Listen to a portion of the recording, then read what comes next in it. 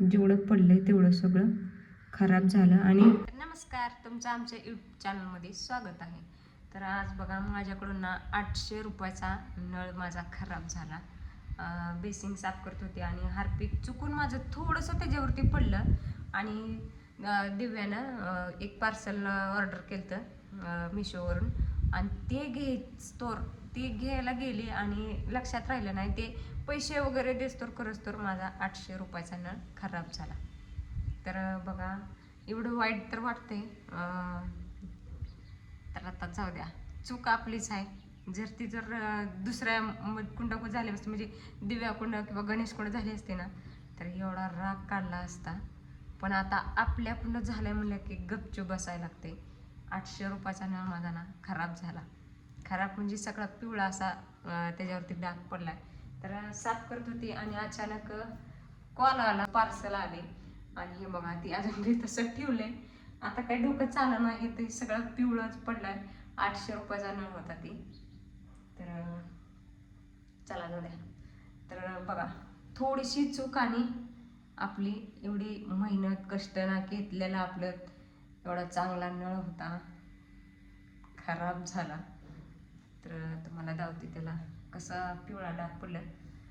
एक फक्त 5च मिनटं माझ्याकडून त्याच्यावर राहिलं. 5 मिनटात काय नसते, जाऊन बाहेर कॅश ऑन डिलिव्हरी केलं, म्हणजे पेमेंट केलं आणि पार्सल घेईपर्यंत त्याचं रिॲक्शन झालं तिथं नळावरती.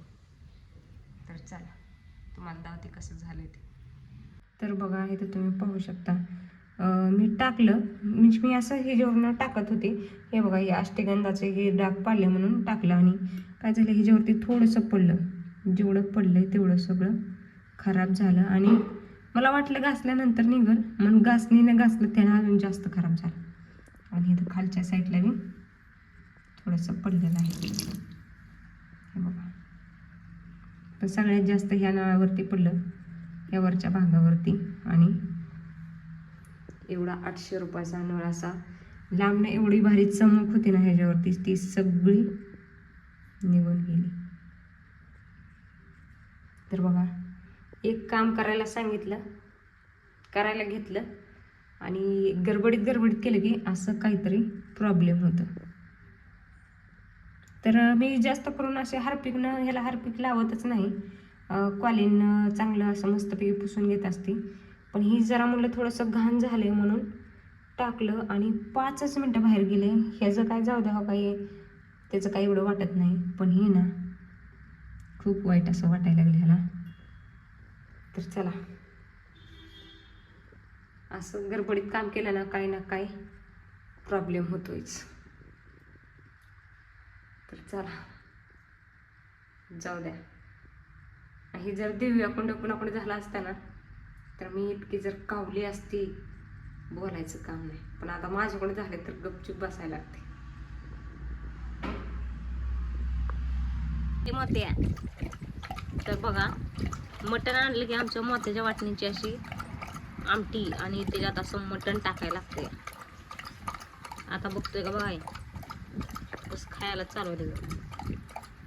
मोत्या, हे बघा, भाकर इकडं टिकली, ती लाईन असते आधी आमटी पियायला लागली.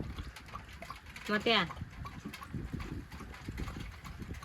चला ते नादात व्यस्त आहे. तर 300 रुपयाचं पार्सल घेण्याच्या नादात माझा 800 रुपयाचा नळ खराब झाला. आणि त्याची चूक माझीच आहे. आणि आता त्याला काही बोलून पण येणार नाही, म्हणून पण येणार नाही. तर चला, असं गडबडीत काम करण्यापेक्षा ना मी निवांत काम करत असते. पण अचानक ती फोन आला आणि आमचा मोत्या तर एवढा डेंजर आहे.